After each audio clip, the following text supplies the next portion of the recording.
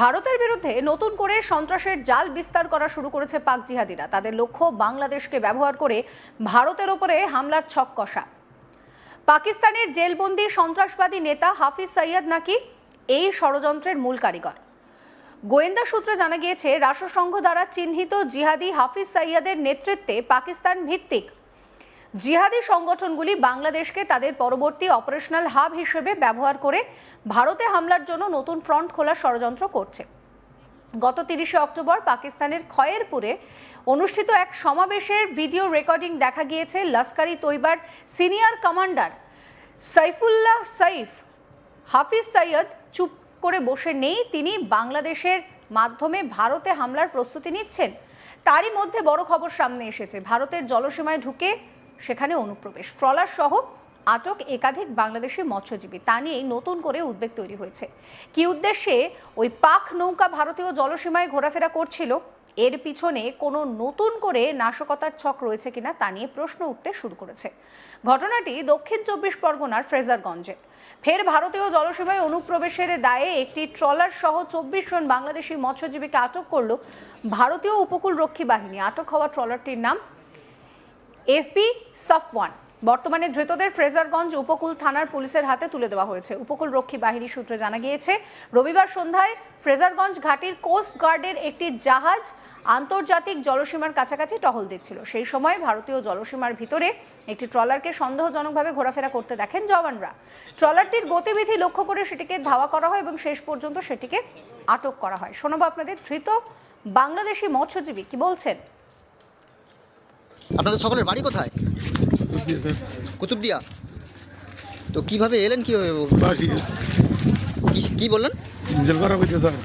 আচ্ছা, ভাই কোন জায়গায় বাড়ি আপনার বাংলাদেশের? তো কিভাবে ঢুকলেন, কিভাবে ঢুকলেন ভারতীয় জলসীমানে? ইঞ্জিন খারাপ। তো কাছাকাছি বাংলাদেশের কোনো ট্রলার ছিল না? আমাদেরকে সবাই ছেড়ে চলে গেছে। মানে কেউ উদ্ধার করেনি? বাংলাদেশের ট্রলারগুলো পাশাপাশি ছিল? না, কেউ আসে না। কুতুবদিয়ার কোন জেলায় বাড়ি? জেলা কক্সবাজার। কুতুবদিয়া। আপনাদের বাড়ি কোন জায়গায়? কিভাবে এলেন, কিভাবে জলসীমানা পার করেন? আমাদের ইঞ্জিন করা নষ্ট। কি ইঞ্জিন নষ্ট হয়েছে। 3 দিন বাঁচতেছি। তো কাছাকাছি আপনাদের কোনো নৌকো ছিল না? ছিল না। একটা বুট ছিল, বুটের সামনে গেলে স্যার দেখতে নবী দেখতে ওনা আমাদের নটারি চলে গেছে। এই নিয়ে আমার কালিক প্রসেনজিৎ সাহা একটি রিপোর্ট দিয়েছেন, সেই রিপোর্ট রইল আপনাদের জন্য। ফের এদেশে বাংলাদেশি অনুপ্রবেশ করলেন 24 জন বাংলাদেশি মৎস্যজীবী। তাদেরকে ইতিমধ্যেই ভারতীয় নৌবাহিনী তাদেরকে গ্রেপ্তার করতে সক্ষম হয়েছে এবং গ্রেপ্তার করার পর তাদেরকে ফ্রেজারগঞ্জ কোস্টাল থানার পুলিশের হাতে তুলে দেওয়া হয়েছে। ভারতীয় জলসীমায় ঢুকে এই বাংলাদেশি মৎস্যজীবীরা তারা অবৈধভাবে মাছ শিকারের চেষ্টা করছিল। আর তখনই কার্যত সেখানে টহলদারির সময় ভারতীয় নৌবাহিনীর যারা জওয়ান রয়েছেন তারা সেই বিষয়টি লক্ষ্য করেন এবং তারপর বাংলাদেশি সেই ট্রলারটিকে তাড়া করেন। সেই ট্রলারটিকে তাড়া করেন যখন কোস্টগার্ডের অফিসাররা, কোস্টগার্ডের জওয়ানরা, তখন সেই বাংলাদেশি ট্রলারটা পালিয়ে যাওয়ার চেষ্টা করে। দীর্ঘপথ তাড়া করে তাদেরকে অবশেষে ধরে ফেলে ভারতীয় জলসীমায় যে সমস্ত টহলদারি জওয়ানরা ছিলেন নৌবাহিনীর তারা, এবং ধরে ফেলার পর তাদেরকে আটক করে নিয়ে আসা হয়, তাদেরকে জিজ্ঞাসাবাদ করা হয়। জানা যায় যে FB সাফওয়ান নামে একটি ট্রলারে করে এই 24 জন বাংলাদেশি মৎস্যজীবী তারা ভারতীয় জলসীমায় ঢুকেছিল এবং সেখানে অবৈধভাবে তারা মাছ ধরছিল। আন্তর্জাতিক জলসীমা লঙ্ঘন করার অভিযোগে তাদেরকে আটক করে কোস্টগার্ড এবং তারপর তাদেরকে তুলে দেওয়া হয় সোমবার দিন ফ্রেজারগঞ্জ কোস্টাল থানার পুলিশের হাতে।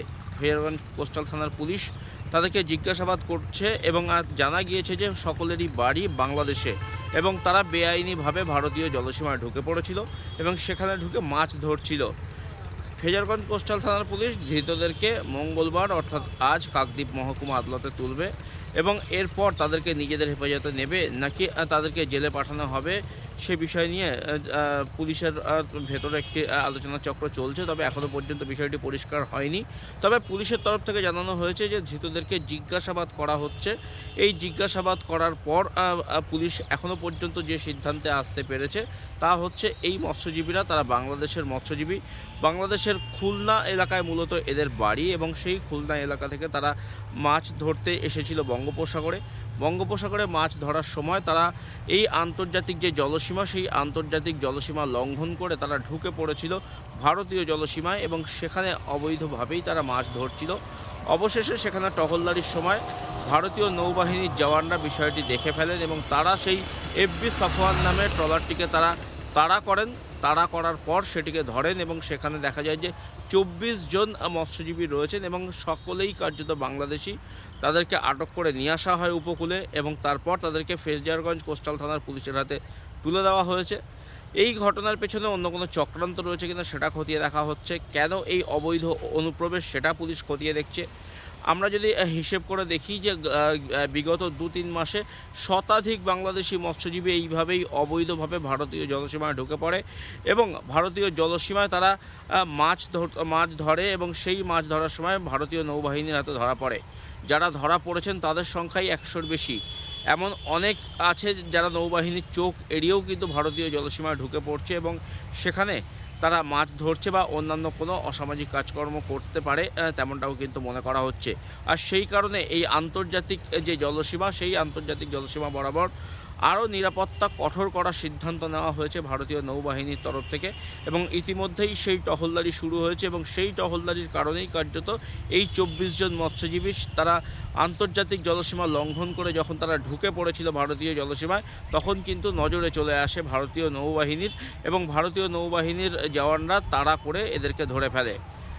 ভারতীয় নৌবাহিনীর তরফ থেকে জানানো হয়েছে যে তারা সদা জাগ্রত রয়েছে যাতে কিনা এই আন্তর্জাতিক জলসীমা যেটা রয়েছে বঙ্গোপসাগরে সেই জলসীমা লঙ্ঘন করে কোনো রকম অনুপ্রবেশ না ঘটতে পারে ভারতীয় জলসীমায় বা ভারতীয় ভূখণ্ডে, সেদিকে কিন্তু তারা সদা সচেষ্ট রয়েছেন এবং এই আন্তর্জাতিক যে জলসীমা সেটা অত্যন্ত গুরুত্বপূর্ণ জলসীমা। এখান থেকে বহু পাচারের কাজ এক সময় হতো তেমনটাও কিন্তু দাবি করছে নৌবাহিনীর সদস্যরা এবং তারা দাবি করছেন যাতে এই ধরনের ঘটনার পুনরাবৃত্তি না হয়, কোনো রকম অনুপ্রবেশ যাতে এখান থেকে না ঘটতে পারে, কোনো রকম নাশকতা চালানোর যদি কোনো পরিকল্পনা থাকে সেটা যাতে না হতে পারে সেই কারণে কিন্তু তারা সদা জাগ্রত রয়েছেন এবং ভারতীয় জলসীমায় যে কঠোর নিরাপত্তার ব্যবস্থা করা দরকার সেটা তারা কার্যত সুনিশ্চিত করছেন তেমনটাই কিন্তু তারা দাবি করেছেন।